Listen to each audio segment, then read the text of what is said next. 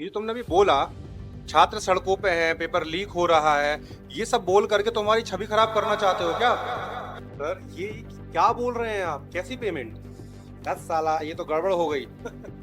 Sir आप शायद हमें और ज्यादा समझ रहे हैं। क्यों, तुम नहीं हो क्या? सर एक मिडिल क्लास परिवार का जो बच्चा है, आईएएस आईपीएस डॉक्टर तो छोड़िए, एक ठीक से हवलदार तक नहीं बन पा रहा है। नेताजी मैं नहीं कह रहा हूँ, ये टाइम्स ऑफ टुडे की रिपोर्ट है, ये टाइम्स ऑफ एस्टरडे की रिपोर्ट है और ये टाइम्स ऑफ प्रेजेंट की रिपोर्ट है, और भी ना जाने कितनी ऐसी रिपोर्टों में उल्लेख है। नमस्कार दोस्तों, स्वागत है आपका पंच बैठक में। आजकल जो देश का हाल है, पेपर लीक हो रहे हैं, बच्चे प्रदर्शन कर रहे हैं और ये सब देखते हुए भी सरकार चुप है। हमने सीधा उसी व्यक्ति को अपने पॉडकास्ट में बुलाया है जिन पे ये सब होने के इल्जाम लगाए जा रहे हैं। तो आइए स्वागत करते हैं राजेंद्र समाधान जी का। ये क्या था ये? क्यों, क्या हुआ नेताजी? ये तुमने भी बोला छात्र सड़कों पे हैं, पेपर लीक हो रहा है, ये सब बोल करके तुम्हारी छवि खराब करना चाहते हो क्या?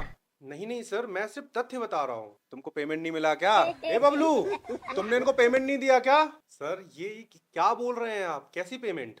अरे यार तुम एक मिनट रुको यार जरा। ए बबलू, तुमको बोला था ना कि मेरे आने से पहले इनका हिसाब किताब क्लियर कर देना, किए नहीं तुम? सर आप शायद हमें और ज्यादा समझ रहे हैं। क्यों, तुम नहीं हो क्या? देखिए सर, हमारे यहाँ पर रिश्वत बिल्कुल भी नहीं चलती। 10 साला ये तो गड़बड़ हो गई। नेताजी जब इस देश में एक शिक्षा मंत्री चुना जाता है तो उस देश का जो युवा है वो उम्मीद लगाता है शिक्षा मंत्री से कि उस देश का जो शिक्षा व्यवस्था है वो बेहतर होगी, स्कूल कॉलेजेस बेहतर होंगे, एग्जाम सुरक्षा उनको पूरी तरह से मिलेगी। लेकिन हर बार इस देश के युवा को निराशा मिलती है, उसके साथ धोखा होता है और आपके कार्यकाल में भी कुछ ऐसा ही हो रहा है। लगता है अपने स्टूडियो से बाहर नहीं निकलते हो। आज देश में शिक्षा व्यवस्था काफी बेहतर है, एग्जाम सुरक्षित हैं और देश के पिछड़े से पिछड़े गांव में भी आज स्कूल्स हैं। हर बच्चे के हाथ में पेन है, कंधों पे बैग है और तो और स्कूलों में जो खाना मिलता है वो भी 5 स्टार होटल जैसा है। आज देश का बच्चा बच्चा युवा आईएएस बन रहा है, आईपीएस बन रहा है और तो और डॉक्टर बन रहे हैं। सर एक मिडिल क्लास परिवार का जो बच्चा है वो आईएएस आईपीएस डॉक्टर तो छोड़िए, एक ठीक से हवलदार तक नहीं बन पा रहा है। शिक्षा व्यवस्था का स्तर जो है इतना ज्यादा गिर चुका है कि अमीरों के जो बच्चे हैं वो विदेशों में जाके पढ़ रहे हैं, पेपर लीक हो रहा है और जो मिडिल क्लास का जो बच्चा है वो या तो बेरोजगार है या एक कॉकरोच बन के और सड़कों पर प्रदर्शन कर रहा है, प्रोटेस्ट कर रहा है। अरे भाई, उंगली उठाने वाले तो उठाते रहेंगे। मेरे शिक्षा मंत्री बनने के बाद से इस देश में काफी बेहतर हुई है शिक्षा व्यवस्था। लिटरेसी रेट इस देश का कम से कम 80% हुआ है। नेताजी चीन का लिटरेसी रेट लगभग 98% है और जापान का करीब करीब 99% है। परीक्षा की जो पेपर है वो भी काफी सुरक्षित रहते हैं। नेताजी क्या बात कर रहे हैं आप? 2019 से लेके अभी तक 65 से 70 जो है बड़ी बड़ी परीक्षाएं लीक होने का उल्लेख बड़ी बड़ी रिपोर्टों में किया गया है। क्या बात कर रहे हैं? अन्य देशों के मुकाबले तो ये कई ज्यादा है। अरे भाई, आप अपने पहले आंकड़े साफ कीजिए फिर बात कीजिए। नेताजी मैं नहीं कह रहा हूँ, ये टाइम्स ऑफ टुडे की रिपोर्ट है, ये टाइम्स ऑफ एस्टरडे की रिपोर्ट है और ये टाइम्स ऑफ प्रेजेंट की रिपोर्ट है, और भी ना जाने कितनी ऐसी रिपोर्टों में उल्लेख है।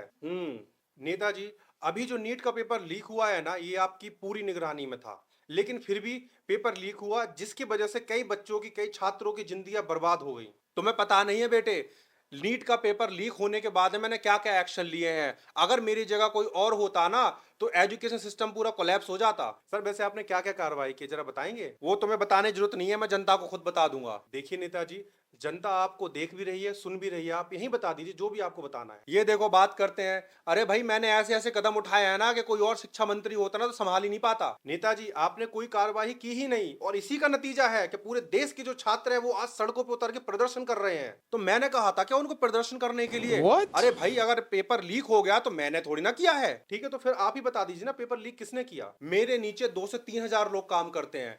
अब किसने कहां पे पेपर लीक किया मुझे क्या पता।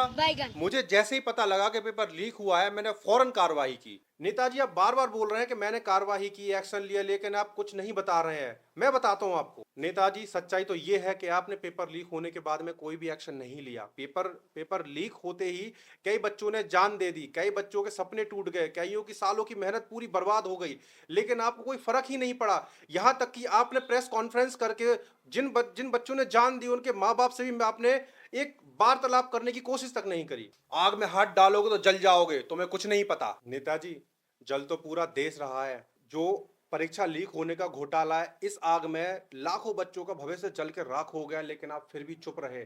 आपने एक आवाज तक नहीं उठाई। ये कैमरा बंद करो जल्दी। क्यों नेताजी, आप कैमरा बंद क्यों करा रहे हैं? अगर आपने सही समय पे एक्शन लिया होता तो आज ये कैमरा बंद कराने की नौबत बिल्कुल भी नहीं आती। अच्छी साजिश रची है विपक्ष ने मुझे बदनाम करने की।